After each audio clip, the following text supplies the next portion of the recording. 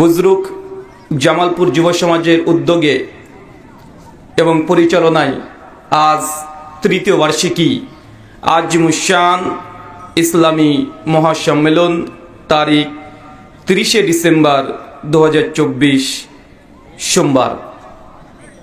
আজকের এই আলোচনা সভাটিকে সফল করার জন্য যারা সার্বিক দিক থেকে সাহায্য এবং সহযোগিতা করেছেন তাদের প্রত্যেকের নাম ধরে স্বতন্ত্রভাবে শুকরিয়া আদায় করা সম্ভব নয়।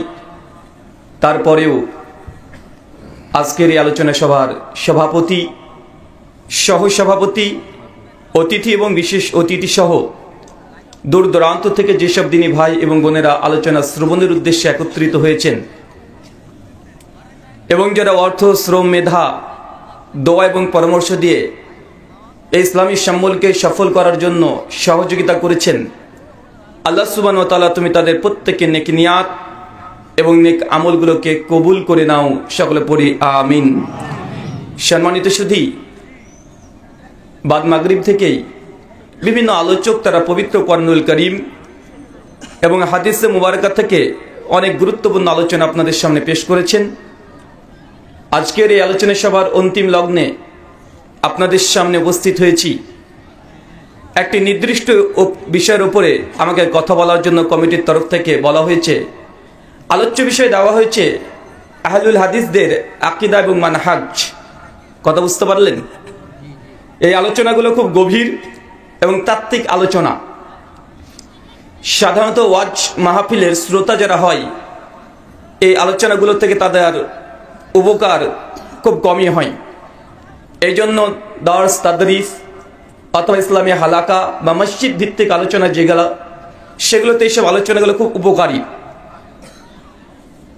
এই গোটা বিশ্বজগতের মধ্যে টাইমস অফ ইন্ডিয়া 2015 সালের 13 অক্টোবর পৃষ্ঠা নম্বর 19-এ তার একটা আর্টিকেল ছাপিয়ে বলছে যে গোটা বিশ্বজগতে মানুষের সংখ্যা প্রায় 800 কোটি। বলেন তো কত কোটি? 800 কোটি।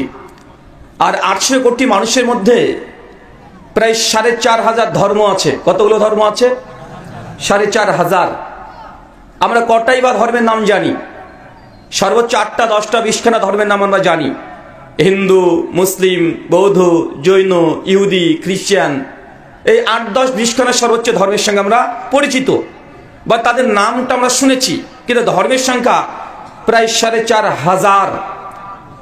আর 4500 ধর্মের মধ্যে যে ধর্মের অনুসারী সবচেয়ে বেশি তারা হচ্ছে খ্রিস্ট ধর্মের অনুসারী, তাদের খ্রিস্টান, যাদের সংখ্যা গোটা বিশ্বজগতের ছড়িয়ে ছিটিয়ে আছে লগভগ প্রায় 220 কোটি। আর পৃথিবীর দ্বিতীয় বৃহত্তর ধর্মের নাম হচ্ছে ইসলাম, তথা আমরা মুসলিমরা। আমাদের সংখ্যা গোটা বিশ্বজগতে প্রায় 170 থেকে 180 কোটি।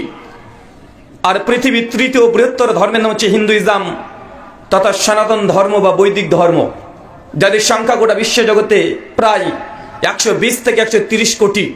আরো অনেকগুলো ধর্ম আছে। বৌদ্ধ ধর্ম আছে 8 কোটি, ইহুদি আছে 1.5 কোটি, বাকি অন্য অনেকগুলো ধর্মের অনুসারী পৃথিবীতে বিদ্যমান আছে।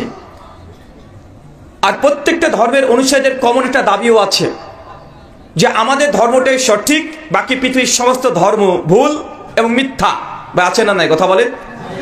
একজন হিন্দু পণ্ডিতকে জিজ্ঞাসা করবেন যে স্যার, পণ্ডিতজি, মহারাজ, গুরু, আমরা মুসলমান প্রতিদিন 5 ওয়াক্ত সালাত আদায় করি, রমজানে 30টা দিন সিয়াম পালন করি, অথবা আপনাদের ভাষায় উপোস থাকি, ব্রত পালন করি, সামর্থ্য থাকলে হজ করি 7-8 লক্ষ টাকা খরচ করে, সামর্থ্য থাকলে নিজের অর্থ, টাকা মানুষকে আমরা যাকাত দিই, দান, সদকা, কুরবানি, ফিতরা, অজস্র কাজ আমরা ধর্মের জন্য করি। এখন হিন্দু পণ্ডিতকে যদি বলেন, তো পণ্ডিতজি বলেন তো আমি মুসলিম কিন্তু এই কর্মগুলো করি, তারপরেও আমি কি আপনাদের যে স্বর্গ আছে আপনাদের বিশ্বাস অনুযায়ী সেই স্বর্গে প্রবেশ করতে পারবো?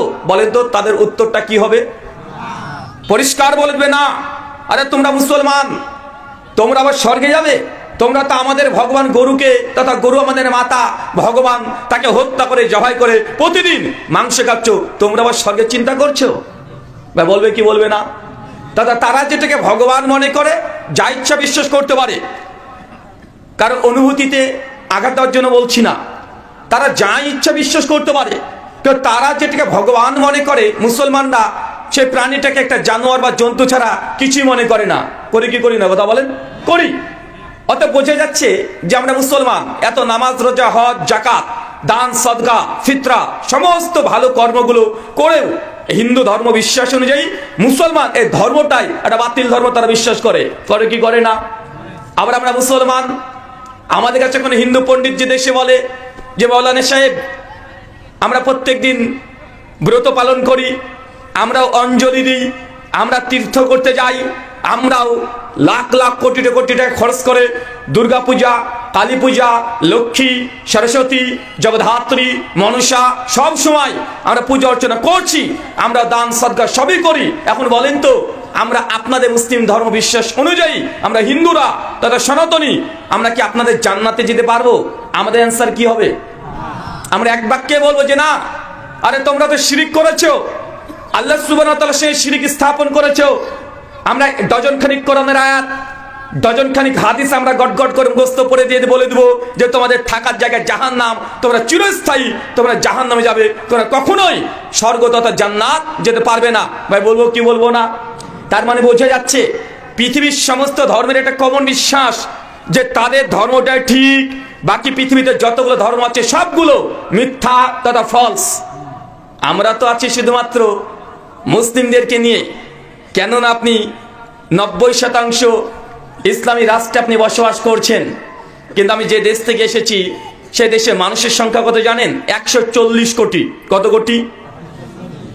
বাংলাদেশে কত? 18 কোটি। 90 থেকে 92% মুসলিম। ডানে বাই যেদিকে তাকাবেন সেদিকে মুসলিম দেখছেন। ঠিক এটার উল্টো হয়ে যায় যখন ইন্ডিয়াতে যাবেন, ডানে বাই যেদিকে তাকাবেন সবগুলো হিন্দু সনাতনী দাদাকে দেখতে পাবেন, মুসলমান সেখানে সংখ্যালঘু। সংখ্যালঘু কি লঘু নয়? লঘু। তারপরে শুধু ইন্ডিয়াতে কমপক্ষে 83খানা ধর্মের মানুষ বসবাস করে। কয়টা? প্রায় 83খানা ধর্মের মানুষ শুধু ইন্ডিয়াতে বসবাস করে। আমরা শুধু আছি ইসলাম নিয়ে। কেন? আপনি বাংলাদেশের মানুষ, আপনি শুধু দেখছেন যে মুসলিমদের মধ্যে মারামারি। আমি হানাফি, ও শাফি, ও মালিকি, এ হাম্বেলি, এ দেবন্দি, এ জামাতি, এ চরমনাই, এ নাথপুরি, জৌনপুরি, রাজারবাগি, ফুলতলি, দেওয়ানবাগি, আটরশি, কুত্তামারি, আছে না নাই? মানে দেখেন, মুসলমান আমরা। ইন্ডিয়াতে 83খানা ধর্ম থাকলেও বাংলাদেশে মুসলমানের মধ্যে 83খানা মতবাদও আছে। আছে না নাই? আছে। আর আমরা এক দল আর এক দলকে বলছি গোমরাহ, পথভ্রষ্ট, জাহান্নামী। বলি কি বলি না?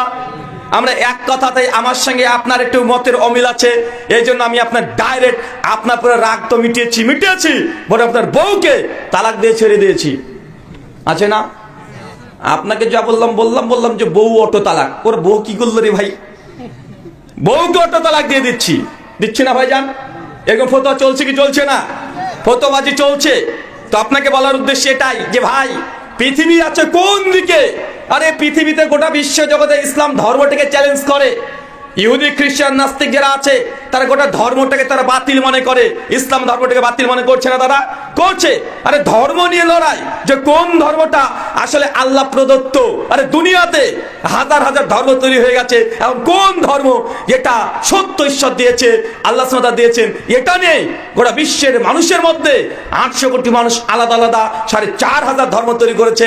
আর আমরা মুসলমান, আমরা নিজেরাই মুসলমান হওয়ার পরে এ জাহান্নামী ও গোমরাহ পথভ্রষ্ট বলছি কি বলছি না? বলছি। তার মানে বোঝা যাচ্ছে এই বিশ্ব জগতের ধর্মের সঙ্গে আর মুসলিমদের মধ্যে বিভিন্ন দল এবং মতবাদের মধ্যে দ্বন্দ্ব চলছে কি চলছে না? আর এখন আমরা তো সাধারণ মানুষ, চাচা, অনেক যাদের বয়স হয়ে গেছে তারা বলবে যে বাবা অত শত কোরআন হাদিস তো বুঝি না। আরে যখন যে হুজুরের আলোচনা শুনছি মনে হচ্ছে সে হুজুরই তো ঠিক কথা বলে বলছে, আর আপনিও মনে করছেন এটা, যে দেখেন আপনি একটা হুজুর আসলেন এখানে কোরআন হাদিসের কথা বললেন, আর একটা হুজুর আসছে উনিও তো কোরআন হাদিসের কথা বলছে। এখন কে যে ঠিক আর কে যে ভুল? আমরা তো সাধারণ মানুষ, আমরা তো বিপদে, আমরা কোন পথে যাব? একটা প্রশ্ন আছে না নাই? এই প্রশ্ন সবার মনের মধ্যে আছে চাচা। তবে মনে রাখেন, আপনাকে বলি, আল্লাহ সুবহানাহু ওয়া তাআলা বলছেন কোরআনুল কারীম সূরা জুমার সূরা নম্বর 39 আয়াত নাম্বার 18, আল্লাহ বলছেন আল্লাযীনা ইয়াসতামিউনাল কওল ফায়াত্তাবিউনা হাসানা উলাইকাল্লাযীনা হাদাহুমুল্লাহ ওয়া উলাইকা হুম উলুল আলবাব। বাংলা ভাবার্থ, আল্লাহ বলছেন আল্লাযীনা ইয়াসতামিউনাল কওল, যারা মনোযোগ ছেড়ে কথা শ্রবণ করে। কি বলছে বলেন তো চাচা? মনোযোগ ছেড়ে কথা শুনতে হবে। আগে থেকে বললে হবে না ওরা আহলে হাদিস, ওদের আলোচনায় যাওয়া যাবে না, ওরা গায়ের মুকাল্লিদ, ওদের আলোচনায় যাওয়া যাবে না। সমাজে এমন মানুষ আছে না নাই?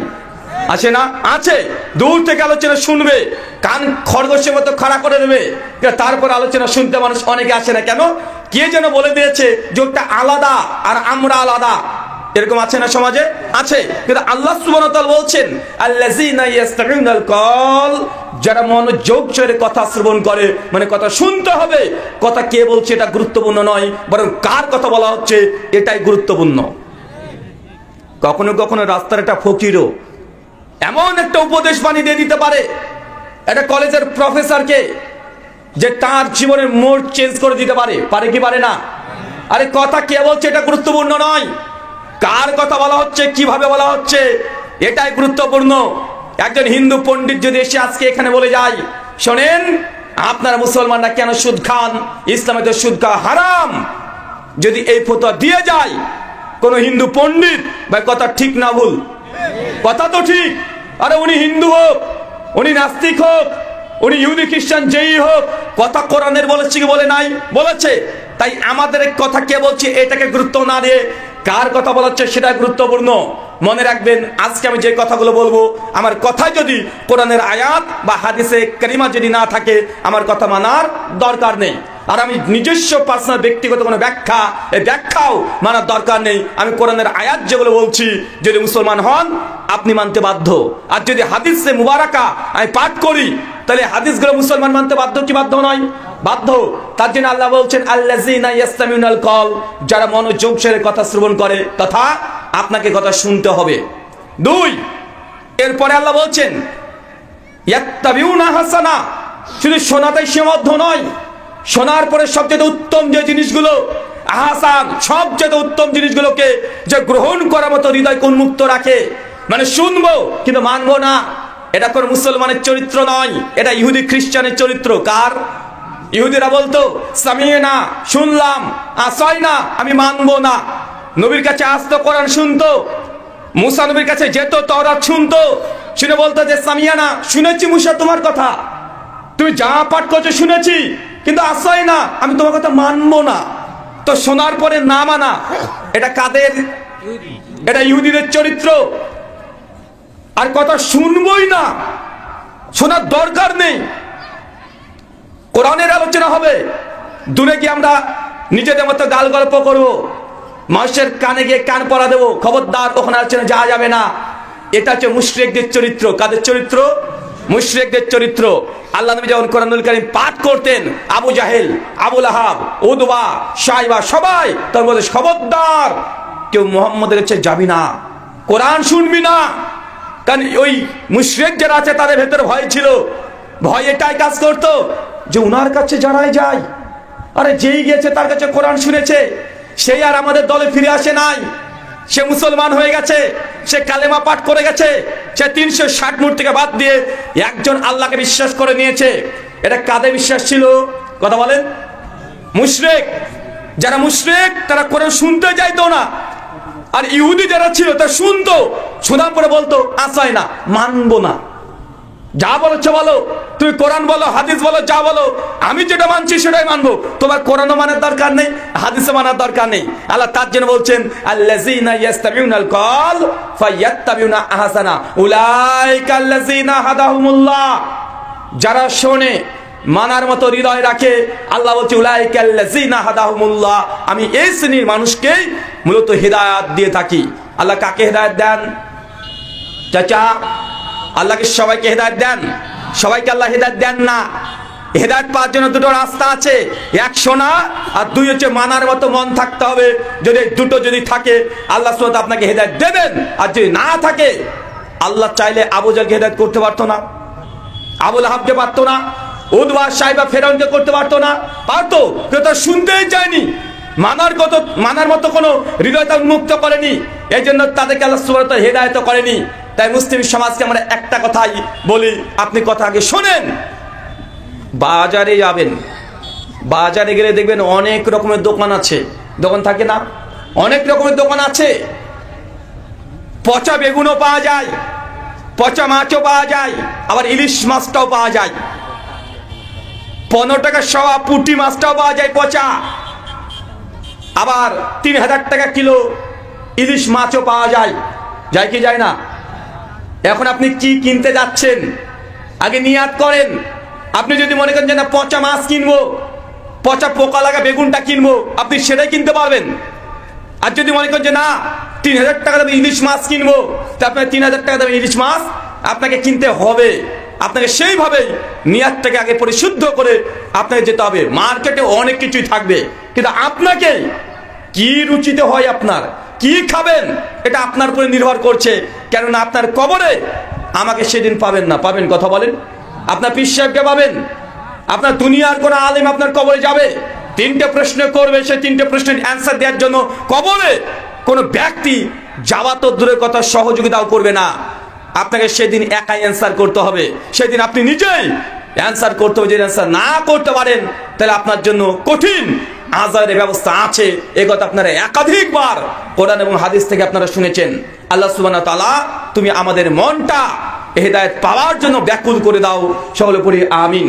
সম্মানিত সুধী, আহলে হাদিস এরা কি আগে বুঝতে হবে।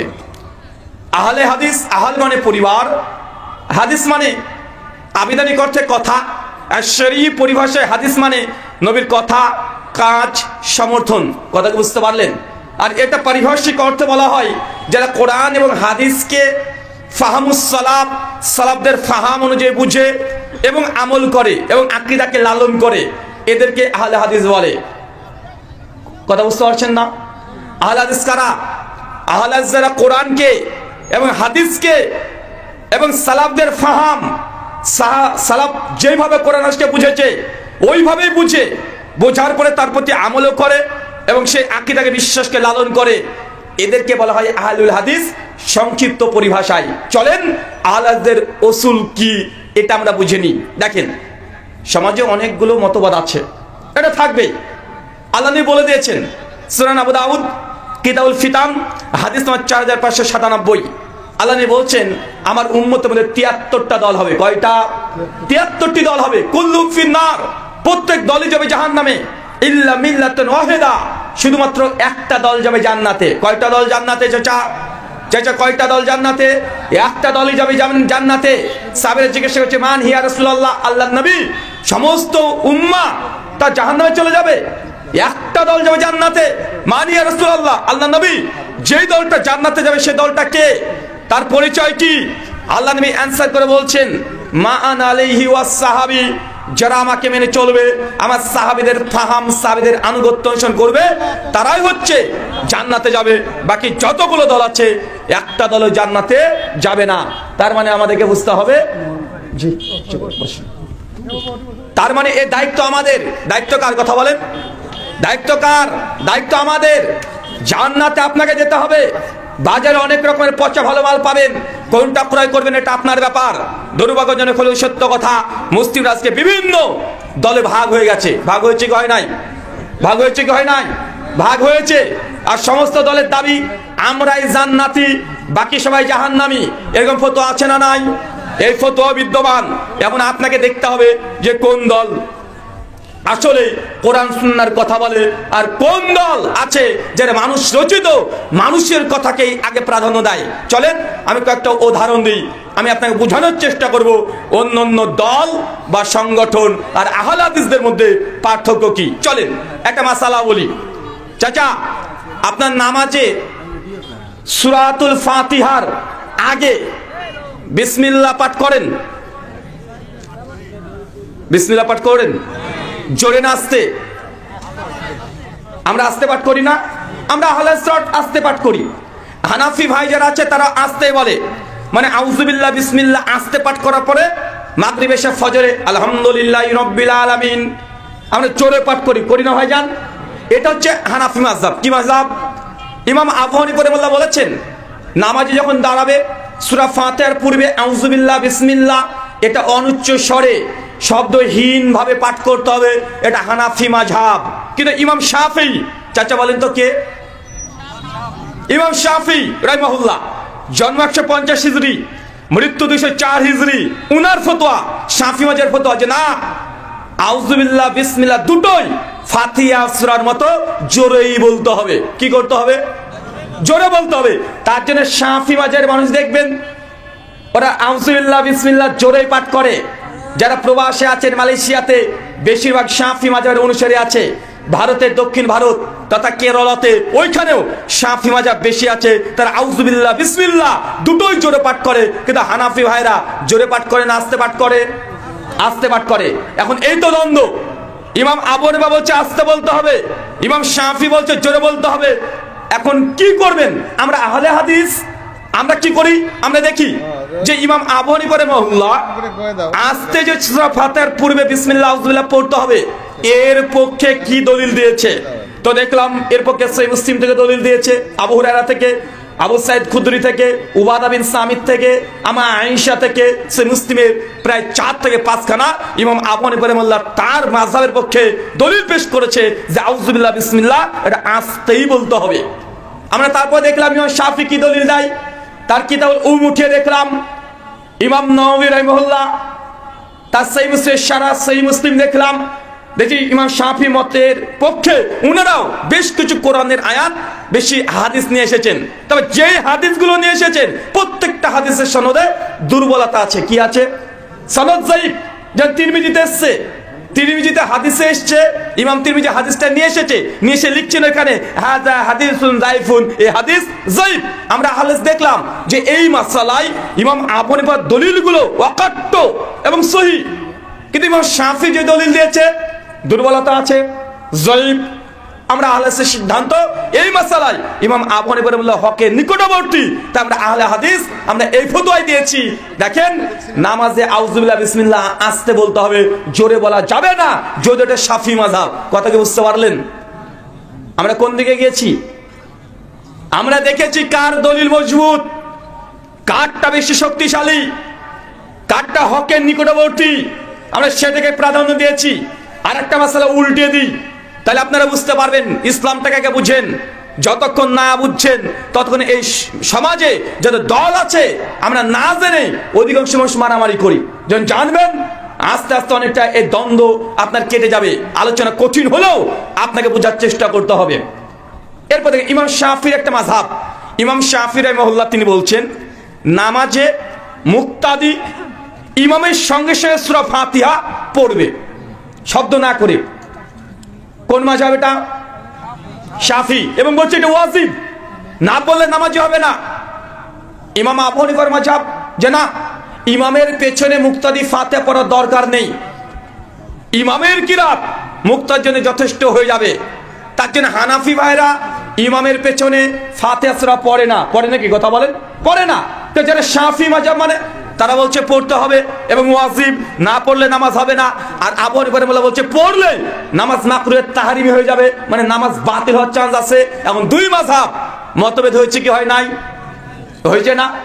একজন বলছে পড়লে নামাজ হবে না, আরেকজন বলছে পড়তেই হবে, না পড়লে নামাজ হবে না। আহলে হাদিসদের রাসূল কি? আমরা দেখলাম আবার এই মাসালায় কাদের দলিল মজবুত? ইমাম আবু হানিফা রাহিমাহুল্লাহ যে বলছে হবে না, তার পক্ষে দলিল কি আছে? তাদের কিতাবাতি দেখলাম অনেকগুলো কোরআনের আয়াত হাদিস তারা পেশ করেছে। ইমাম শাফির কিতাবে তার মাযহাবের পক্ষে অনেকগুলো দলিল কোরআন হাদিসে পেশ করেছে। আমরা শেষে দেখলাম যে এই মাসালায় ইমাম শাফি রাহিমাহুল্লাহ ইমাম আবু হানিফা রাহিমাহুল্লাহ চাইতে তার দলিলগুলো অধিক মজবুত এবং সহিহ। আর আবু হানিফা রাহিমাহুল্লাহ এই মাসালায় যে দলিল দিয়েছে দুর্বলতা আছে। আমরা আহলে হাদিস তখন বললাম কি, অতএব এই মাসালায় ইমাম শাফি হকের উপরে আছে, তার দলিল মজবুত। ইমাম আবু হানিফা রাহিমাহুল্লাহর মাযহাব এই মাসালায় দুর্বলতা আছে। কথা কি বুঝতে পারলেন? চাচা কথা বুঝতে পারছেন? আমরা তখন বললাম যে দেখেন ইমামের পেছনে মুক্তাদি ফাতিহা পড়বে, এটাই হচ্ছে বেশি শক্তিশালী। আমরা এটাকে গ্রহণ করেছি। এই মাসালায় ইমাম আবু হানিফা রাহিমাহুল্লাহর মাযহাবকে আমরা ছেড়ে দিয়েছি। কেন? একটু আগে দেখালাম আপনাকে কি ইমাম আবু হানিফা বলেছে আউযুবিল্লাহ বিসমিল্লাহ মনে মনে পড়ো, এই দলিল তার মজবুত, কিন্তু শাফিদের ভুল ছিল, ত্রুটিপূর্ণ ছিল। কিন্তু এই মাসালায় শাফি মাযহাব হকের উপরে আর হানাফি মাযহাব আছে দুর্বলের উপরে। কথা বুঝতে পারছেন চাচা? আমরা তখন বললাম যে না, আরে আমরা তো আতিউল্লাহ আতি রাসূল, কোন মাঝার ইমাম কি বলেছে এটা গুরুত্বপূর্ণ নয়, আল্লাহর নবী থেকে কি সাবিত আছে, কোনটা প্রমাণিত আছে, আমরা সেই দিকে যাই। এটা হচ্ছে আহলে হাদিসের উসুল বা তাদের মানহাজ। আমরা এইভাবে বলেছি ইমামের পেছনে সূরাতুল ফাতিহা পড়বে, এটাই অধিকতর সহি। কথা বুঝতে পারছেন এতক্ষণ? আচ্ছা, আরেকটা মাযহাবের উদাহরণ দিই। ইমাম মালিক নাম শুনেছেন? ইমাম মালিক 93 হিজরিতে জন্মগ্রহণ করেছেন, 179তে মৃত্যুবরণ করেছেন। আচ্ছা, আপনাকে আরেকটা বিষয় ক্লিয়ার করি, অনেক মানুষ বুঝে না মাযহাব কি, অনেক মানুষ বুঝে না যে হানাফি মাযহাব বলতে কি বুঝায়। হানাফি মাযহাব কি জানেন? ইমাম আবু হানিফা একজন ব্যক্তির নাম। কার নাম? একজন ব্যক্তির নাম। আল্লাহ রাসূলের মৃত্যুর প্রায় 70 বছর পরে তার জন্ম হয়। কত বছর পর? নবী আলাইহিস সালাম মৃত্যুবরণ করছে 11 হিজরি, আবু হানিফা রাহিমাহুল্লাহ জন্মগ্রহণ করেছে 80 হিজরি। যে আমরা অনাথক মারামারি করি অজ্ঞতার কারণে। কিসের কারণে? অজ্ঞতার কারণে। হানাফি মাযহাব বলতে কি বুঝি চলেন 1 মিনিট আমরা বোঝার চেষ্টা করি। হানাফি বলতে এটা কোনো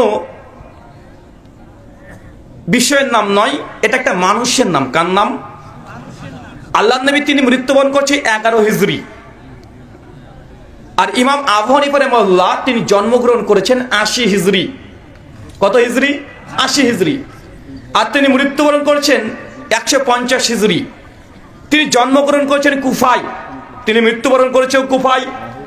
তার নাম নোমান বিন সাবিত আল কুফি আল জুতি। কোথায় জন্মগ্রহণ করেছেন? কুফায়। মানে মদিনা থেকে প্রায় 1200 কিলোমিটার দূরে। কত কিলোমিটার দূরে? 1200 কিলোমিটার। এখান থেকে ঢাকা কত কিলোমিটার? মাত্র 300। মানে 4 বার ঢাকা পর্যন্ত যেতে হবে, তবে 1200 কিলোমিটার হবে।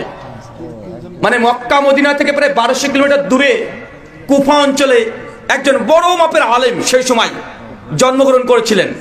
তার নামই হচ্ছে আবু হানিফা রাহিমাহুল্লাহ। তিনি সেই সময় কোরআন হাদিস উসুল ফিকহ পড়ে যা বুঝেছেন, মানুষ তাকে যেসব প্রশ্ন করেছেন তিনি অ্যান্সার করেছেন। এখন এই যে তার প্রশ্ন অ্যান্সার বা তার গবেষণা বা তার বুঝ, তার ফাহাম, এগুলোকে পরবর্তী সময়তে তার অনুসারী যারা ছাত্র ছিল তারা সংকলন করে বই আকারে রূপ দিয়েছে। এটাকেই বলা হয় হানাফি স্কুল অফ থট বা হানাফি মাযহাব। কথা কি বুঝতে পারলেন? ঠিক একইভাবে তারপরে আরেকজন ইমাম চলে আসছে 93 হিজরিতে, মৃত্যু 179 হিজরি। তার নাম ইমাম মালিক রাহিমাহুল্লাহ। তিনি মদিনায় জন্মগ্রহণ করেছেন। কোথায়? উনি মদিনাতে জন্মগ্রহণ করেছেন। আর উনি ইমাম আবু হানিফা রাহিমাহুল্লাহর থেকে মাত্র 13 বছরের ছোট। ইমাম মালিক কত? 13 বছরের ছোট। তিনি জন্মগ্রহণ করেছেন, তিনি মদিনাতে, ওখানে পড়াশোনা করেছেন, জ্ঞান চর্চা করেছেন। উনিও অনেক বড় মাপের একটা আলেম। সেই সময়কার তৎকালীন সময়ে তিনি কোরআন হাদিস যা বুঝেছেন সে বুঝ অনুযায়ী তার ছাত্রদেরকে শিক্ষা দিয়েছেন, এবং তার শিক্ষাগুলোকে, তার ফতোয়াগুলোকে, আলোচনাগুলোকে, তার বুঝগুলোকে তার ছাত্ররা লিপিবদ্ধ করেছেন, সংকলন করেছেন, বই আকারে রূপ দিয়েছেন। এটাকে বলা হয় মালিকি মাযহাব, মানে তাই ফতোয়া যারা মানে। এইভাবে ইমাম শাফি, ইমাম হাম্বলি, এর 4 জন বড় বড় আলেম। কি বললাম? কথা বলেন। 4 জন বড় বড় আলেম, তাদের জ্ঞান মতো যে ফতোয়া দিয়েছে তার অনুসারী যারা মানছে তাকে সেই মাযহাবের দিকে নিসবাত করা হয়। ওই যে 2 মাসালা বলেছি, একটা বিসমিল্লাহ জোরে পড়া, নাচতে পড়া, আর সূরাতুল ফাতিহা মুক্তাদির পিছনে পড়তে হবে কি হবে না, এটা তো দেখালাম। হানাফি আর শাফিদের মধ্যে দ্বিমত। এবার আসেন ইমাম মালিক রাহিমাহুল্লাহর ফতোয়া। তিনি বলছেন মানুষ যখন সালাত আদায় করবে আল্লাহু আকবার বলেই হাত থেকে ছেড়ে দিবে। হাত বাঁধার দরকার নেই, নাভিতেও বাঁধার দরকার নেই, বুকেও দরকার নেই, নাভির উপরেও নেই, কপালেও নেই, হাত ছেড়ে দিবে। কি করবে? কথা বলেন। এটা কার মাযহাব? ইমাম মালিকের মাযহাব। কিন্তু ইমাম আবু হানিফা রাহিমাহুল্লাহ হচ্ছে যে না, হাত বাঁধতে হবে। কোথায় বাঁধতে হবে এটা আলাদা মাসালা, তাকবীর তাহরিমের পরেই হাত বাঁধাই রাখবে। এটা ইমাম শাফি বলছেন, এটা ইমাম আহমদ বলছেন। কিন্তু এক ইমাম শুধু ইমাম মালিক বলছে হাত ছেড়ে দিতে হবে। আমরা আহলে রাসূল কি আমরা দেখবো যে কোন মাসের পক্ষে কোরআন হাদিসের দলিল আছে। আমরা এই মাসালায় দেখলাম ইমাম মালিক যে দলিলগুলো পেশ করেছে একটাও সহিহ সনদে কিছু প্রমাণিত নয়, বরং ইমাম আবু হানিফা হাত বাঁধার পক্ষে বাধ্য হবে এই মর্মে যে দলিলগুলো পেশ করেছে, দলিলগুলো সহিহ হাদিস দ্বারা প্রমাণিত। বুখারী, মুসলিম, আবু দাউদ, তিরমিজি, ইবনে মাজাহ বিভিন্ন গ্রন্থে এই হাদিসগুলো আছে। আমরা বললাম এই মাসালায় ইমাম মালিকের ত্রুটি বিচ্যুতি ঘটে গেছে, আর আবু হানিফা রাহিমাহুল্লাহ এই মাসালায় 100% 100% তিনি হকের উপরে আছেন। আমরা আহলে হাদিস বললাম অতএব হাত বাদাই লাগবে। কথা কি বুঝতে পারলেন? এইভাবেই সমস্ত মাযহাব আমরা আহলে হাদিসের একসঙ্গে দেখি, আমরা কোরআন হাদিস দেখি এবং চার মাযহাবের ফতোয়াকে দেখি, কাউকে আমরা বাদ দিই না। আহলে হাদিসের আকীদা উসুল হচ্ছে এটাই, যারা চার ইমামকে ভালোবাসে আমরা তাদেরকে ভালোবাসি, যারা চার ইমামের সঙ্গে শত্রুতা পোষণ করে আমরা তার সঙ্গে শত্রুতা পোষণ করি, আমরা তাদেরকে মাথা তাজ মনে করি। তাদের কোনো ফতোয়ার সমালোচনা করা বা তাদের ফতোয়াকে রদ করা, ইলমি রদ করা, এটা কখনোই অন্যায় নয়, এটা কখনোই সেই ইমামের বিরুদ্ধাচরণ করাই নয়। যদি বিরুদ্ধাচরণ করাই হতো, ইমাম আবু হানিফা রাহিমাহুল্লাহর ফতোয়াকে তার নিজেরই ছাত্র ইমাম মুহাম্মদ হাসান বিন শাইবানি, কাজী ইউসুফ, ইমাম জুফার, অনেক ছাত্ররা স্বয়ং আবু হানিফা রাহিমাহুল্লাহর ফতোয়াকে তা রদ করে বাতিল করেছে কি করে নাই? করেছে। এই জন্য আপনি হেদায়ে উঠিয়ে দেখেন, প্রত্যেক পৃষ্ঠায় পৃষ্ঠায় পেয়ে যাবেন, লাইনে লাইনে পেয়ে যাবেন এই মাসালায় ইমাম আবু হানিফা এই ফতোয়া, ইমাম মুহাম্মদ তার উল্টো ফতোয়া দিচ্ছে। অনেক ক্ষেত্রে হানাফি মাযহাবে ইমাম আবু হানিফার ফতোয়াকে না মেনে ইমাম মুহাম্মদের ফতোয়াকে মানা হয়, ইমাম কাজী ইউসুফের ফতোয়াকে মানা হয়। কথা বুঝতে পারছেন? তো আমাদের আহলে হাদিসের উসুলটাই যেটা ইমাম মুহাম্মদের উসুল ছিল, যে আমরা দেখবো যে কার দলিলটা মজবুত। যে ইমাম মালিক রাহিমাহুল্লাহর ফতোয়া, আমরা এই শীতের সময়তে মোজার উপরে মাসা করি না? করি কি করি না? মোজার উপরে মাসা করি। আর মোজার উপরে কোথায় মাসা করি? ওপরে না নিচে? ওপরে করি না? ওপরে করি। এই প্রশ্ন আবুদাউদ হাদিস মজুদ আছে আলী বিন আবি তালেব থেকে, যে দিন যদি কিয়াসের উপরে ভিত্তি করে চলতো তাহলে মানুষ মুজার সময়তে মাসা করার সময়তে ওপরে না করে নিচে করার দরকার ছিল। কোথায় করার দরকার ছিল চাচা? নোংরা কোথায় লাগে? ওপরে না নিচে? নিচে। কিন্তু মাসাটা করেন কোথায়? ওপরে। এই মাসাল ইমাম আবু হানিফা রাহিমাহুল্লাহ বলছেন যে না, উপরেই করতে হবে। এটা রাসূলের সুন্নাহ, এটা সাহাবীদের সুন্নাহ, এটা তাবিঈদের সুন্নাহ। কিন্তু ইমাম মালিক রাহিমাহুল্লাহ তার মত যে না, মাসা যদি করতে হয় উপরেও করতে হবে, নিচেও করতে হবে। এখন আমরা এই মতে দেখি ইমাম মালিকের তরফ থেকে যে দলিলগুলো দেওয়া হয়েছে সবগুলো জয়ীফ অথবা মওযু, জাল। আমরা আহলে হাদিসরা বলেছি ইমাম মালিক এই মাসলায় হক নেই, বরং ইমাম আবু হানিফা রাহিমাহুল্লাহ এই মাসলাকে হকের উপরে আছে। কথা বুঝতে পারছেন? এখন সব মাসলা নিয়ে এত ডিটেল আলোচনা করা যাবে না। তার মানে আপনাকে এতক্ষণ ধরে আমি যেটা বোঝানোর চেষ্টা করলাম, আহলে হাদিস এরা নতুন কোনো মতামত নিয়ে আসে নাই, নতুন কোনো ফতোয়া তারা দেয় না। এবং সালফে সালিহিন যে ফতোয়াগুলোকে তারা ফতোয়া দিয়েছে আমরা জাস্ট বিচার করে দেখি, যার দলিল কারটা মজবুত সেগুলো তদন্ত করে দেখি, আমরা তাখরিজ করে দেখি, তারপরে আমরা একটাকে প্রাধান্য দিই। এটাই ছিল সালফে সালিহিনের মানহাজ, এটা হচ্ছে আহলে হাদিসদের মানহাজ। আমরা নতুন কোনো ফতোয়া বা ফরজ আমরা দিই না। কিন্তু আমাদের সমাজে কি বলছে যে না, আমরাও হানাফি মাযহাবের ইমাম আবু হানিফা যে ফতোয়া দিয়েছে কোরআন হাদিসে থাক চাই না থাক, আমরা ওই ফতোয়াকেই মানবো, আমাদের দলিল আর দেখার দরকার নেই। আমরা আহলে হাদিসরা এখানে বিরোধিতা করি, এখানেই প্রতিবাদ করি যে না ভাই, আরে আমরা তো আল্লাহ নবীর কালেমা পড়েছি লা ইলাহা ইল্লাল্লাহ মুহাম্মাদুর রাসূলুল্লাহ, তাই কালেমাই যে হক, এই হক আদায় করতে হবে। যত বড় মানুষ ফতোয়া দিক না কেন, যদি কোরআন বা হাদিসের বিরুদ্ধে চলে যায় আমরা তার ফতোয়াকে আমরা গ্রহণ করব না। এটাই আহলে হাদিসের আন্দোলন। কথা বুঝতে পারলেন? এটা ফিকহি বিষয় নিয়ে বললাম। চলেন কিছু আকীদাগত বিষয় আপনাকে বুঝাই। চাচা বলেন তো, আমাদের সমাজে নবীজি নূরের তৈরি না মাটির তৈরি? এটা নিয়ে মারামারি আছে না নাই? এটা নিয়ে বউ তালাকের ফতোয়া আছে না নাই? ওই যে আব্বাসী সাহেব চিৎকার মেরে বলে, শোনেন, যারা নবীর নূরকে অস্বীকার করে তারা কাফের। কাফের তো কাফের, তাদের বউ অটো তালাক। এ কথা দেয় না? বউ অটো তালাক। চ্যালেঞ্জ কি? নবীজি নূর যে অস্বীকার করে সে কাফের। ভালো করে দেখলাম যে বেটা যে কথা বলছে, যে চ্যালেঞ্জ করছে, চ্যালেঞ্জ করে ঠিকই আছে। আসলে যারা নবীর নূরকে অস্বীকার করবে তারা কাফেরই। যারা নবীর নূরকে অস্বীকার করবে তারা কাফের, আসলে কাফের। আহলে হাদিসরা এই কথাই বলি আমরা। কিন্তু এখানে একটা চক্রান্ত করেছে কি জানেন? চ্যালেঞ্জ করার সময় বলছে যারা নবীর নূরকে অস্বীকার করে সে কাফের। আরে পৃথিবীতে কোনো মুসলমান নেই যে নবীর নূর হওয়াকে অস্বীকার করে। আরে বিতর্কর বিষয় তো নবীর নূর কি নূর এটা নিয়ে নয়, বিতর্কর বিষয় হচ্ছে নবী নূরের তৈরি কিনা। কথা বুঝতে পারলেন না? নবী কিসের তৈরি? দেখবেন ভালো করে শব্দ শুনে যেমন চ্যালেঞ্জ করছে, বলছে যে নবী নূর অস্বীকার করে সে কাফের। আব্বাসীকে বলেন, একবার চ্যালেঞ্জ করতে বলেন এইভাবে যে নবীজি নূরের তৈরি, এটা যে অস্বীকার করবে সে কাফের, জিন্দেগিতে চ্যালেঞ্জ করবে না। কেন বলেন তো? কারণ তিনিও জানেন কথার মধ্যে মারপ্যাচ রাখে, তারা কথার মধ্যে মারপ্যাচ রাখে। একজন হুজুর দেখছি কয়েক বছর আগে সহিহ বুখারীর কেউ মাথায় নিয়েছে, যে চিৎকার করে বলছে, শোনেন আল্লাহর কসম করে বলছি, ওয়াল্লাহি বুখারীর মধ্যে, এই বুখারীর মধ্যে জোরে আমিন বলার একটা হাদিস নাই। চিৎকার মারছে, জোরে চিৎকার মারছে, আল্লাহি, আল্লাহর কসম। বুখারী মাথায় নিয়ে বলছে, এই দেখেন বুখারীর মধ্যে জোরে আমিন বলার কোনো হাদিসই নাই। ভালোভাবে লক্ষ্য করে দেখা গেল হুজুর সহিহুল বুখারীর যে কপিটা মাথায় রেখেছে সেটা হচ্ছে দ্বিতীয় খণ্ড, কিন্তু আমিন বলার হাদিস আছে প্রথম খণ্ডে। কথা বুঝতে পারছেন না ভাইজান? মানুষকে ধোঁকা দেওয়া হচ্ছে। আরে এগুলো হচ্ছে ইহুদিরা এই কোয়ালিটির করতো। সূরা আরাফ খুলেন 142 নম্বর আয়াত থেকে পড়তে শুরু করেন। আল্লাহ উলামায়ে সু তথা উলামায়ে ক্রাইমদের কথা আলোচনা করেছে।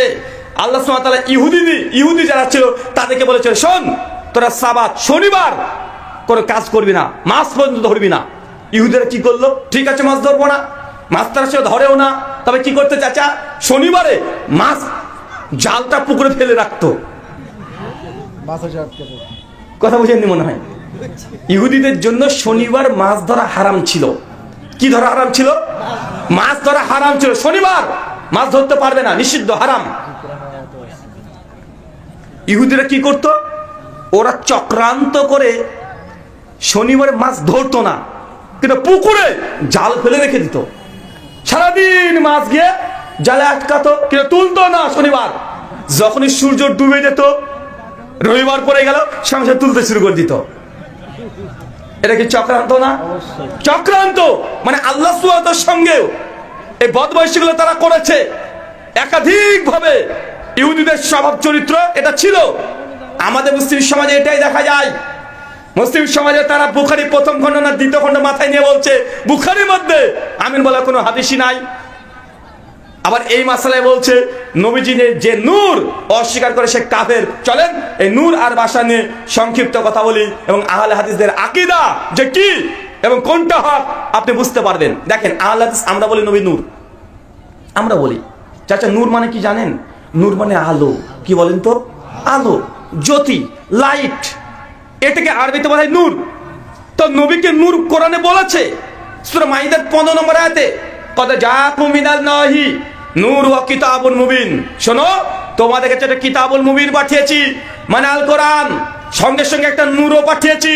এই নূর ইয়ানি ইবনে কাসির উঠিয়ে দেখেন, তাফসীর কুরতুবী উঠিয়ে দেখেন, তাফসীর তাবারি উঠিয়ে দেখেন, আহসানুল বায়ান উঠিয়ে দেখেন, যা দেখবেন সবাই এখানে একটা অনুবাদ ব্যাখ্যা করেছে নূর ইয়ানি মুহাম্মদ রাসূলুল্লাহ সাল্লাল্লাহু আলাইহি ওয়াসাল্লাম তথা মুফাসসিররা একমত নূরের একটা অর্থ নবী। তার মানে কোরআনে নবীকে নূর বলেছে কি বলে নাই? চাচা বলেছে। এবং কেউ যদি নবীকে নূর অস্বীকার করে সে কাফের হবে না? অবশ্যই কাফের। কিন্তু দেখেন ঝামেলা কিন্তু নবী নূর কি নূর এটা নিয়ে নয়, ঝামেলা কি নিয়ে? তৈরি নিয়ে। কোরআন ঘেটে দেখেন, তাফসীর গুলো ঘেটে দেখেন, কোন মুফাসসির বলছে না যে এই আয়াত থেকে নবী নূরের তৈরি, এটা প্রমাণ হয়, কেউ বলছে না। কিন্তু ওই কালো চশমালা হুজুর বলছে না ভাইজান, উনি বলছেন। আর জনসন তো বুঝেন অতটা, গভীরভাবে দেখতেও চায় না। জাজ বলছে নবী যে নূর অস্বীকার করে সে কাফের, সাধারণ মানুষ বুঝে নিয়েছে তার মানে এটা নূরের তৈরি বুঝাচ্ছে। তাই ঝামেলা তো এটা নিয়ে। দেখেন কোরআনুল কারীম সূরা মাইদা আয়াত 44, 46, 67 তিনটে জায়গায় তিনটে আয়াতে আল্লাহ তাওরাত, জাবুর, ইনজিল তিনটে আসমানি গ্রন্থকে নূর বলেছে। চাচা নূর বললেই যদি নবী নূরের তৈরি হয়ে যায় তো তাওরাত, জাবুর, ইনজিল এগুলোকে তো আল্লাহ কোরআনে নূর বলেছে, তাহলে এগুলো কি নূরের তৈরি হবে? কি বলছেন হবে? তাওরাত, জাবুর, ইনজিল, কোরআন কি নূরের তৈরি? কিন্তু কোরআনকে তো আল্লাহ নূর বলেছে, কোরআনকে তো নূর বলা হয়েছে। সূরা নূরের 35 নম্বর আয়াত আল্লাহ নিজেকেই নূর বলছেন। আল্লাহকে তাহলে কি নূরের তৈরি বানিয়ে দিবেন? সহিহ মুসলিম 753 নম্বর হাদিস কিতাবুস সালাতে আছে, as-সালাতুন নূর, নামাজ হচ্ছে নূর। চাচা বলেন তখন নামাজ কি নূরের তৈরি? হ্যাঁ কথা বলেন, নামাজ নূরের তৈরি, কিন্তু মানুষকে এভাবে বোঝানো হচ্ছে, এইভাবে ধোকা দেওয়া হচ্ছে। নবীকে যেহেতু কোরআনে নূর বলেছে, নবী নূরের তৈরি, তবে একটা চাঁদকেও তো আল্লাহ নূর বলেছে কোরআনে, সূরা ফুরকান 61 নম্বর আয়াতে, সূরা ইউনূসের 15 নম্বর আয়াতে। তো চাঁদকে এখন নূরের তৈরি বলবেন? আল্লাহ নিজেকে নূর বলেছে, আল্লাহকে আপনি নূরের তৈরি বলবেন? কোরআনকে আল্লাহ নূর বলেছে, তাই কোরআনকে নূরের তৈরি বলবেন? নামাজকে আল্লাহ নূর বলেছে, নামাজকে আপনি নূরের তৈরি বলবেন? ওরা বলছে যে না, বলবো না। ভাই বলছি কি বলছে না, কথা বলেন। তারা বলছে না।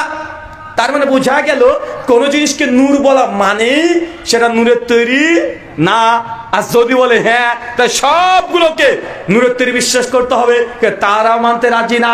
তার মানে বোঝা যাচ্ছে ডাল মে কুছ কালা হে, ডাল মে কুছ কালা হে না, আর ডাল মে কুছ কালা নেই হে, বলকি পুরো ডালই কালা হে।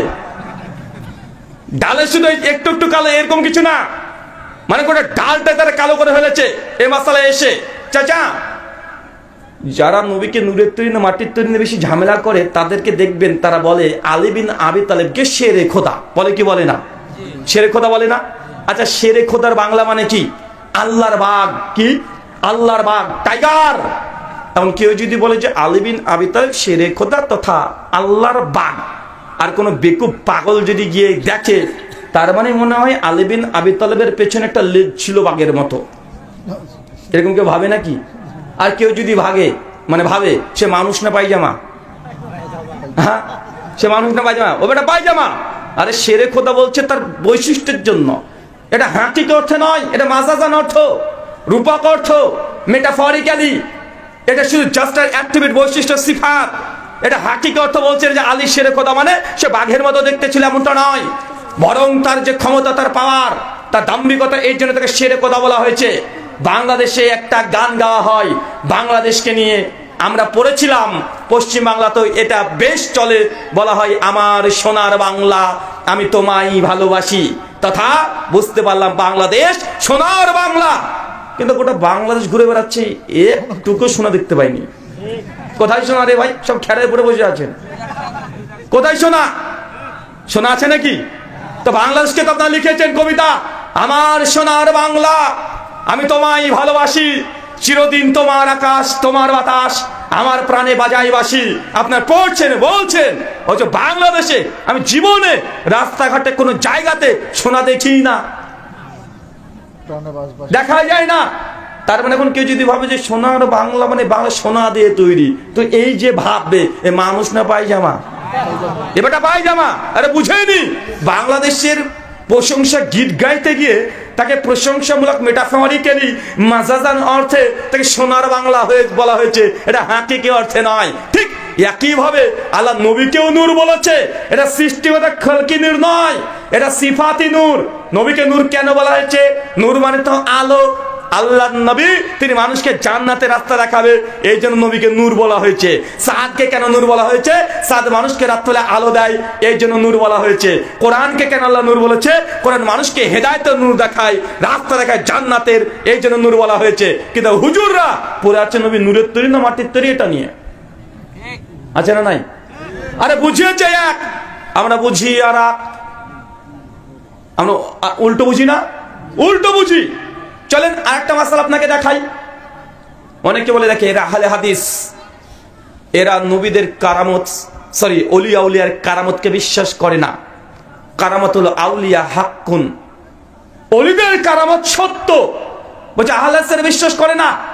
জি না, আহলে হাদিসরা কারামতে বিশ্বাস করে। আহলে হাদিসরা কি বলেন? কারামতে বিশ্বাস করে। চাচা কারামত বুঝেন তো? আবার কারামত কি বলেন তো? ওই দেখেন আপনার পীর সাহেব এক পায়ে দাঁড়িয়ে 40 বছর ধরে নামাজ পড়েছে, এরকম গল্প করে না? বলছে আমার পীর সাহেব জাতা বড় পীর নাকি গো, জীবনে মসজিদে নামাজে জামাতে শরীক হয়নি। তো কেন হয়নি? বলছে আমার পীর সাহেব বাড়িতে যায় না পেতে দিত, আল্লাহু আকবার বলতো, একটু পর দেখি পীর সাহেবও নাই, যায় নামাজও নাই। কোথায় তাহলে? মক্কাতে নামাজ পড়ছে। এরকম বলে না চাচা? ওই যে বেগুনে শুদ্ধ জিকির করতো বরিশালের পীর, নাম বললাম না, আছে না? ওই যে পীর সাহেব তার বই লিখেছে ভেদে মারফত 15 নম্বর পৃষ্ঠায়, যে পীর সাহেব রাস্তায় যাচ্ছে, একটা বুড়ি দেখছে তার নাতিকে নিয়ে, মরা নাতিকে নিয়ে বসে আছে। পীর সাহেব বলছে কি ব্যাপার, কি খবর, কাঁদো কেন বুড়ি? বলছে আমার স্বামীও নাই, ছেলেও নাই, একটা নাতি ছিল, আল্লাহ তাকে মেরে দিয়েছে। তখন পীর সাহেব গিয়েছে রেগে, আল্লাহর কি হুঁশ নাই? আল্লাহর হুঁশ বুদ্ধি নাই? আল্লাহ এই বুড়ির ছেলেটাকে মেরে দিলে এইভাবে? সঙ্গে সঙ্গে পীর সাহেব বলছে ছেলের কাছে, এ ছেলে ওঠ। ছেলে ত্রিং করে লাফ দিয়ে উঠে পড়েছে। পীর সাহেব বলছে আল্লাহর হুঁশ নাই? আমি জোরপূর্বক আল্লাহর দরবার থেকে রুহকে ছিনিয়ে নিয়ে চলে এসেছি। এটা পীর সাহেব বলছে। কে বলছে কথা বলে? এটা পীর সাহেবের কারামত। কার কারামত? পীর সাহেবের কারামত। তো এরকম কারামত ওয়াজিনরা বলে না, বক্তারা বলে না, এবং আমরা আহলসরা এগুলো সমালোচনা করি, এগুলো নিন্দা করি, কারণ এগুলো আসলেই জালিয়াতি, বাজে কথা। কারামত যদি বুঝতে হন আমাদের কাছে সে বুঝেন। কারামত হওয়ার জন্য দুটো শর্ত। কয়টা? কথা বলেন চাচা, কয়টা? দুটা। এক, আল্লাহ যে কোনো নরমাল মুসলমান মুমিন নামাজি তার মধ্যে দিয়েও আল্লাহ কারামত দেখিয়ে দিতে পারে। দুই, কারামত এটা কারো বাপের পৈতৃক সম্পত্তি না, মানে আমি কারামতের মালিক না, যখন মন চাই তখন কারামত দেখিয়ে দিব, এটা সঠিক না। তিন, কারামত ঘটে যাওয়ার পরেই সে মানুষ বুঝতে পারবে যে কারামত ঘটে গেল, তার আগে বুঝার কোনো ক্ষমতা নাই। কত কি বুঝতে পারলেন না? এক কি বললাম? কারামত আল্লাহ যে কোনো মানুষের মধ্যে দিয়ে করে দিতে পারে। দুই, কারামত এটা নিজের পৈতৃক সম্পত্তি না। তিন, কারামত যখন ঘটে যাবে তারপরে বুঝতে পারবে, তার আগে বোঝার ক্ষমতা নাই।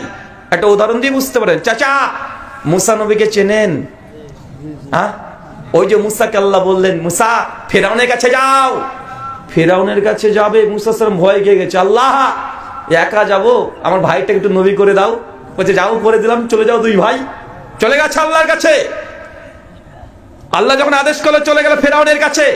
সূরা তাহা 40 থেকে একদম 50 নম্বর আয়াত, পর পর 10টা আয়াত। মুসা আলাইহিস সালাম গিয়েছে, গিয়ে দেখছে ফেরাউনের কাছে বড় বড় জাদুকর, বড় বড় সাপ রেডি নিয়ে বসে আছে। মুসা থেকে ভয় গিয়েছে, রে বাবা এত বড় বড় সাপ। মুসা নবী তখন আল্লাহ, আল্লাহ কত বড় বড় সাপ, কি করব? আল্লাহ বলছে, মুসা হাতে কি?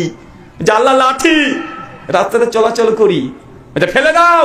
ফেলে দিয়েছে, যে ফেলে দিয়েছে লাঠি মস্ত বড় সাপ হয়ে গেছে একদম। মুসা দেখে ভয়ে পিছনে পালিয়ে এসছে। পিছনে আসে নাই চাচা? মানে নবী মুসার মাধ্যমে আল্লাহ কারামত ঘটিয়ে দিচ্ছে। মুসা নবী নিজেই বুঝে না, নিজেই বুঝছে না। হাতে তার লাঠি আছে, আল্লাহ যে ফেলে দাও, ফেলে দিয়েছে। আল্লাহ কারামত মজে যা, আল্লাহ দেখিয়ে দিয়েছে।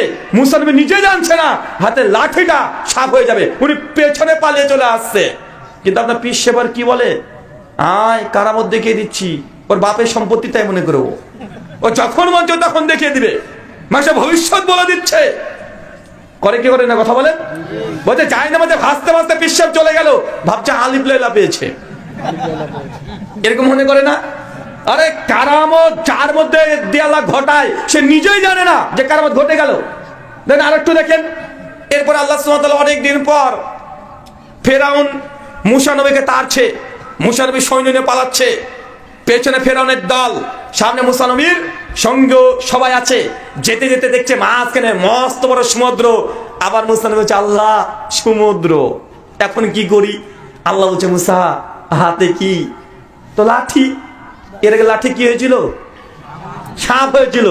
তো মুসা নবী তো বুঝতে পারতো আমার হাতে লাঠি তো সাপ হয়ে যায়, ও তো যখন তখন সাপ ছেড়ে দিতে পারে, তো কই আত্ম ছাড়ে না কেন? মুসা নবী বুঝে, উনি জানেন এটা আমার পৈতৃক সম্পত্তি না যে সাপ লাঠি ফেললে বারবার সাপ হবে। এটা আল্লাহ এই ক্ষমতা আল্লাহ দেয় নাই। আল্লাহ যখন চাইবে তো লাঠি সাপ হয়ে যেতে পারে। কিন্তু এখন সমুদ্রের ধারে হাতে কি? লাঠি, মারো ঠোকা, মেয়েছে একটা ঠোকা, সমুদ্র দুই ভাগ, কই এবার তো সাপ হয়নি।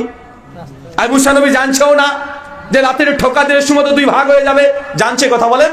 তার মানে বোঝা যাচ্ছে এখানেও নবী মুসার মধ্যে দিয়ে আল্লাহ মুজিজা দেখাচ্ছে, অথচ নবী মুসা নিজেই বুঝতে পারছে না যে এরকম ঘটে যেতে পারে, ঘটে যাবে। তাই কোন পীর সাহেব যদি বলে যে আমি কারামত দেখাতে পারি, এ ভণ্ড। এ কি কথা বলে? এ ভণ্ড। ও যখন তখন যে কোনো সময় কারামতের কেউ মালিক হয় না, কারামত কখন ঘটে দিবে আল্লাহ, সেটা আল্লাহর ব্যাপার। কিন্তু আপনি বলবেন যে কালকে 4টার দিকে এসো, আমি কারামত ঘটিয়ে দেবো, কারামত দেখিয়ে দিব, এমনটা নয়। হ্যাঁ, নবীদেরকে আল্লাহ কিছু কিছু কারামত মালিক হিসেবে দিয়েছিল, কিছু কিছু কারামতের ঈসা নবীকে দিয়েছিল, তবে সব সময় না। আল্লাহ যখন চাইতেন তখনই ভালো হতো, বিজনিল্লাহ বারবার বলতো, তারপর এই কাজগুলো করতো। কিন্তু আমাদের সমাজে এই কারামতুল আউলিয়া হাক্কুন নিয়ে মনে হচ্ছে এই কারামত ওর বাপের পৈতৃক সম্পত্তি। আল্লাহ কেমন কারামত বিশ্বাস করে বুঝতে পারলেন? আচ্ছা, মারিয়াম উনি কি নবী? উনি কারামত ছিল কি ছিল না? আর আকাশ থেকে আল্লাহ খাবার দিত না? গাছের কাছে গেলে আল্লাহ বলে খেজুর গাছের গোড়া ধরে নাড়াও, ওপর থেকে খেজুর পড়ে গেল। কারণ বাবার ক্ষমতা আছে খেজুর গাছের গোড়াতে হাত দিয়ে নাড়বে আর খেজুর পড়বে? কথা বলেন, ক্ষমতা আছে না? খাব্বাব রাদিয়াল্লাহু আনহু সেই বুখারীতে বর্ণনা আছে, তাকে যখন জেলখানে আবদ্ধ রেখে দিয়েছিল, প্রতিদিন আল্লাহ আসমান থেকে খাবার দিত, দিত না? দিত। সে মুসলিম 3008 নম্বর হাদিস। হানজালা রাদিয়াল্লাহু আনহা বিখ্যাত সাহাবী, তিনি উহুদের যুদ্ধে শহীদ হয়েছিলেন, তার লাশ খুঁজে পাওয়া যাচ্ছিল না। হঠাৎ দেখছেন যে হানজালা লাশ মাটি থেকে 3 ফুট উপরে ভাসছে, আর শরীর থেকে টপ টপ করে পানি পড়ছে। আল্লাহ বলছেন যে সাহাবী আমার, দেখো আমার হানজালাকে ফেরেশতারা গোসল দেওয়াচ্ছে। এটা হানজালা কি? এটা হানজালা রাদিয়াল্লাহু আনহার, এটা হচ্ছে তার মুজিজা। তার মানে মনে করেন না যে মুজিজা যার আছে সেইও অনেক বড় আল্লাহর ওলি। মুজিজা থাকবেই ওলি হতে গেলে, এটা শর্ত নয়। মুজিজা যার আছে সে অনেক বড় মুমিন, এটা শর্ত নয়। বলেন তো, আবু বকর রাদিয়াল্লাহু আনহু তিনি কি কম বড় আল্লাহর ওলি ছিল? তার কয়টা মুজিজা? কয়টা? আল্লাহর দ্বিতীয় খলিফা ওমর, তার কয়টা মুজিজা আছে? ওসমান কয়টা মুজিজা আছে? আলী বিন আবি তালেব কয়টা মুজিজা আছে? আবু হুরায়রা, জাবের বিন আব্দুল্লাহ, আমাদের আয়েশা, ফাতেমা, কতটা আছে ভাই? আছে কোন মুজিজা পান? খুঁজে পান? কিন্তু আপনার পীর সাহেবের বই যদি পড়ি, পীর সাহেবের কত যে মুজিজা, কয়েক হাজার মুজিজা। মানে মুজিজার একটা অধ্যায় রচনা করেছে বাইজিদ বুস্তামির সঙ্গে, লিখছেন তাজকিয়াতুল আউলিয়া 2য় খণ্ড 420 থেকে 424 পৃষ্ঠা পর্যন্ত, যে বাইজিদ বুস্তামির মেরাজ, মানে বাইজিদ বুস্তামি মেরাজে গিয়েছে। একবার নয় রে বাবা, 1001 বার।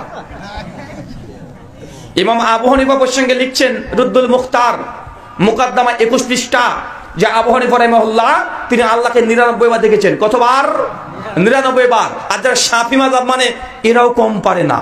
আপনারা তো হানাফি মাযহাবের মানুষের সঙ্গে মিশেন, শাফিকে দেখেন নাই। শাফিরা এরবার কম পারে না। ওরা তাবাক্কাতুশ শাফি 1ম খণ্ড 167 পৃষ্ঠা লিখছে, তোমাদের ইমাম আবু হানিফা 99 বার, আমাদের ইমাম ইমাম শাফি তিনি আল্লাহকে 100 বার দেখেছেন।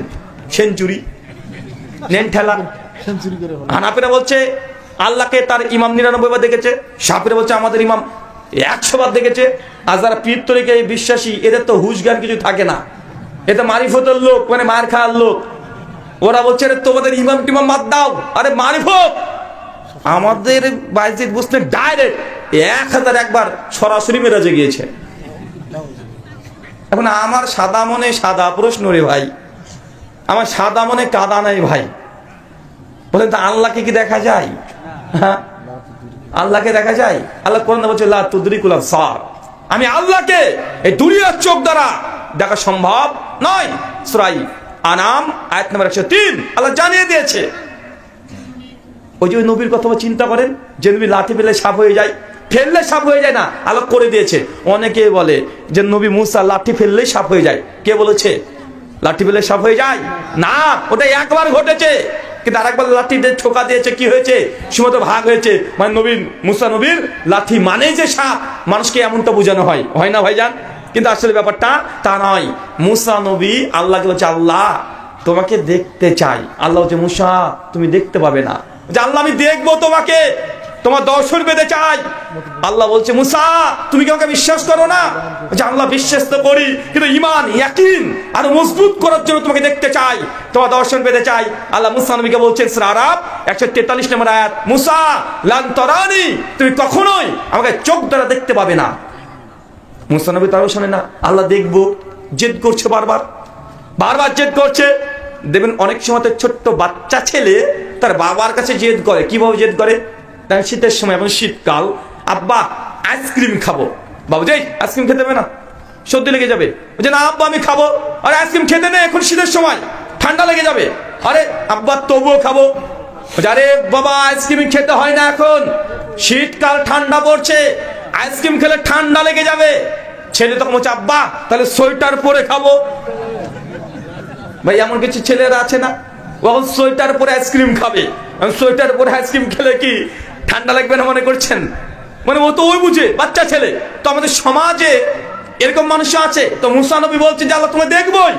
আল্লাহ বলছে মুসাকে লান্তরানি, তুমি আগে দেখতে পাবে না। তারপরে আল্লাহকে যখন বারবার চেক করে, আল্লাহ বলছে আচ্ছা ঠিক আছে কয়েকদিন পরে চলে আসো। তুর পাহাড়ে উল্টো দিকে তাকাবে। যখন মুসা নবী তাকিয়েছে, আল্লাহ নূরের তাজাল্লি, আল্লাহকে নয় নূরের তাজাল্লি দেখে উল্টে নবী মুসা আলাইহিস সালাম পড়ে গেছে। এত বড় নবী, কিন্তু আল্লাহ নূরের তাজাল্লি দেখে সহ্য করতে পারেনি। কিন্তু আমাদের পীর সাহেবরা মাঝে মধ্যে আল্লাহকে দেখে, আর আমরা মনে হয় ওদের মতো মাতাল, এগুলো বিশ্বাস করব। ওই যে দেওয়ানবাগী পীর বলছিল যে ওনাকে আল্লাহর সঙ্গে মিটিংও করেছে 3 বার। বুড়ি মোটা 4 জন মিলে একজন হবে। ওবার আল্লাহর সঙ্গে দেখাও করেছে, এসবিও করেছে। ইউটিউবে ভিডিও তার মজুদ আছে। কে বলছে আল্লাহর সঙ্গে মাঝে মধ্যে পীর সাহেব দিদার করে, কিন্তু মুসা নবী আল্লাহকে দেখে স্থির থাকতে পারে না। আমাদের পশ্চিম বাংলা, আমার যেখানে বাড়ি মুর্শিদাবাদ, 3 কিলোমিটার গেলে নদিয়া পড়ে যায়। আর 3 কিলোমিটার চলে গেলে মোটামুটি হুগল বাড়িয়ে ওখানে একটা মন্দির আছে, পরপর দুটো, একটা কালী মন্দির, একটা দুর্গা মন্দির। তো কালী মন্দির আর দুর্গা মন্দির যেটা আছে, তো যে কালীটা আছে ওখানে পুরোহিতের দাবি, ঠাকুরজির দাবি ওই কালী নাকি জাগ্রত দেবী, মাঝে মধ্যে জেগে যায়। ওই সন্দেশ দিলে সন্দেশও খাই। তা আমারও শখ ছিল খুব এরকম জাগ্রত দেবী একটা দেখবো। সবাই বলে জাগ্রত দেবী, পণ্ডিতজি বলে যে হ্যাঁ আমার মা কালী জাগ্রত দেবী। মাঝে মধ্যে মায়ের সঙ্গে কথাও নাকি বলে, হাঁটাহাঁটিও করে। কালী কিন্তু অনেকগুলো কোয়ালিটি আছে। কালীকে দেখেছেন? হ্যাঁ, কালী পুজো দেখেননি? আরে বাবা, কালো কুচকুচে জিব্বা বের করে থাকে, যেটা পায়ের তলে মহাদেব শিব থাকে, মানে বাবা থাকে। কে থাকে? বাবা থাকে। দেখবেন বাবার পাশে মানে শিব, মহাদেব, নীলকণ্ঠ, রুদ্রা, অনেকগুলো নাম শিবের। 108 খানা নাম আছে। 78 সাথে নামও বলি। 108 খানা মহাদেব শিব মহেশ্বর তার নাম আছে। তার কানের কাছে দেখবেন একটা কলকি গাজাও আছে। অনেক হিন্দু দাদারা বলে যে গাজা বাবা কেন খাচ্ছিস? বলছে এটা মহাদেবের প্রসাদ, তার জন্য গাজাতে যেমন টান মারবে, বম বলে মারবে টান, এটা তারা করে। ভাই এটা আপনারা দেখতে পান না, আমরা দেখতে পাই। তো ওই মা কালী, কালীর আবার অনেকগুলো রূপ আছে। একটা শ্যামা কালী, একটা শ্মশান কালী। শ্যামা কালী কোনটা? নীল বর্ণের, সাইজ অনেক বড় হয়। আর শ্মশান কালী কোনটা? ছোট সাইজের, গোটাটা কুচকুচে কালো, জিব্বা বের করে রেখে দেয়, এটা হচ্ছে শ্মশান কালী। তো শ্মশান কালী উনি নাকি জাগ্রত দেবী, এটা হচ্ছে পণ্ডিতজির দাবি। মাঝে মধ্যে নাকি ওই পণ্ডিতের সঙ্গে কথাও হয়, পণ্ডিত দেখতেও পায়। তো আমি বললাম যে এটাই যদি হয়, কেন উপনিষদ অধ্যায় 1 শ্লোক নম্বর 5 আর 6 হিন্দু ধর্মশাস্ত্র কি বলছে দেখেন। তদেব ব্রহ্মাত্মাম বিদ্ধি নেদাং এদিতমুপাসতে এন চক্ষত পশ্যতি এন চক্ষত শিপাস্যতি তদেব ব্রহ্মাত্মাম বিদ্ধি নেদাং এদিতমুপাসতে। শোনো, যে ব্যক্তি বিশ্বাস করে সর্বশক্তি ঈশ্বরকে, এনা চক্ষত পশ্যতি, আমি চোখ দিয়ে ঈশ্বরকে দর্শন করেছি, জেনে রাখো সে ব্যক্তি সত্যিকারের ব্রহ্মকে দেখে নাই। কেন? যিনি সত্য ঈশ্বর হবে তাকে চোখ দ্বারা দেখা সম্ভব নয়। শাস্ত্র বলছে যিনি ঈশ্বর হবেন তাকে চোখ দিয়ে দেখা সম্ভব নয়। পণ্ডিতজি বলেছে ভগবানকে দেখে নিয়েছে। মৌলভী সাহেব বলছে আমি আল্লাহকে দেখে নিয়েছি। কোরআন বলছে আল্লাহকে দেখা যায় না, চোখ দ্বারা দেখা যাবে না। তার জন্য আমি বলেছিলাম এই পণ্ডিত হোক আর ঠাকুর হোক, দুটোই ডাহা, কাঁচা মিথ্যু, দুটোই মিথ্যু, দুটোই ভণ্ড, প্রতারণা করছে মানুষের সঙ্গে। একটা পীর সাহেবের গল্প বলি। পীর সাহেব বলছে পীরের সঙ্গে পীরের কম্পিটিশন, একটা বড় পীর একটা ছোট পীর। বড় পীরের কাছে সবাই মুরিদ হয়, তার নাম যশ করে এলাকায় চলে গেছে। একটা ছোট পীর, ও কিছু লোকই যায় না। তো ছোট পীর যে আছে, নতুন পীর হয়েছে, ও তখন ভাবছে যে ওই পীরের কাছে তো মুরিদ কেন হয়। তো সমস্ত ভক্তরা বলে আরে আমাদের পীর এমন পীর, ও আল্লাহকে দেখায়, আল্লাহকে দেখায়, দেখাতে পারে আমাদের পীর। এ তখন মহামুসিবতে, আরে ওই পীর আল্লাহকে দেখায়। ছোট পীর তখন ভাবছে যে না, আল্লাহকে তো দেখা সম্ভব না, কারণ ও তো কম বেশি কোরআন পড়েছে। আল্লাহকে দেখাই মানে, আর তার ভক্ত সবাই বলছে আল্লাহকে দেখায়, আমরা দেখেছি তার জন্য মুরিদ হয়েছি। কিন্তু এই যে ছোট পীর, ও তো কোরআনের আয়াতগুলো জানে যে আল্লাহকে দেখা সম্ভব নয়, উনিও কনফিউজ, বলে কি আল্লাহকে দেখায়। ওই ছোট পীর তখন বড় পীরের কাছে চলে গেছে, পীর সাহেব আপনার কাছে মুরিদ হতে চাই, কোনো সমস্যা নেই। তখন ছোট পীর বলছে, আমি শুনেছি হ্যাঁ আপনি নাকি আল্লাহকে দেখাতে পারেন। জি হ্যাঁ আমি আল্লাহকে দেখাই। কি গো আমি আল্লাহকে দেখাই না, তোমরা দেখোনি? সবাই জি জি জি জি আমরা দেখেছি আল্লাহকে। ছোট পীর তখন বুঝতে পারছে কি ব্যাপার, কি হচ্ছে বিষয়টা। উনি তখন বলছেন, সত্যি যদি আপনি আল্লাহকে দেখাতে পারেন তাহলে আমি আপনার কাছে মুরিদ হয়ে যাব, আর আমার যত মুরিদ আছে সব আপনার কাছে ট্রান্সফার করে দেব। বড় পীর ও তো বুঝে যে কিভাবে কি চাল দিতে হয়। ও তো বুঝে ঠিক আছে তোমাকে আল্লাহকে দেখিয়ে দেবো। কবে? আগামীকাল চলে আসবে, তাহাজ্জুদের রক্তে রাত্রিবেলাতে পূর্ণিমার দিন চলে আসবে। ঠিক পূর্ণিমার দিন রাত্রি তাহাজ্জুদের সময় ওই পীর সাহেব তার মুরিদ গুলোকে নিয়ে চলে এসেছে। ছোট পীর, কথা বুঝতে পারছেন? ছোট পীর মুরিদ নিয়ে চলে এসেছে। ছোট পীরকে তখন বড় পীর ছাদের উপরে তুলে বলছে, আমি যখন বলবো ওই যে গাছের ফাঁক দিয়ে তাকাও, তুমি তাকাবে, চাঁদের পাশেই আল্লাহকে দেখতে পাবে। তবে শোনো, শর্ত একটাই, আল্লাহ পাক এবং পবিত্র, আল্লাহ পুত ও পবিত্র। আল্লাহকে যদি দেখতে হয় তাহলে পৃথিবীর কোন হারামজাদা যদি হয় সে দেখতে পাবে না। যদি হালাল জাদা হয় তবে আল্লাহকে দেখতে পাবে। কেননা আল্লাহ পাক এবং পবিত্র। আল্লাহ নাপাক চোখে নাপাক মানুষকে আল্লাহ দেখা দেন না। কথা বুঝতে পারছেন?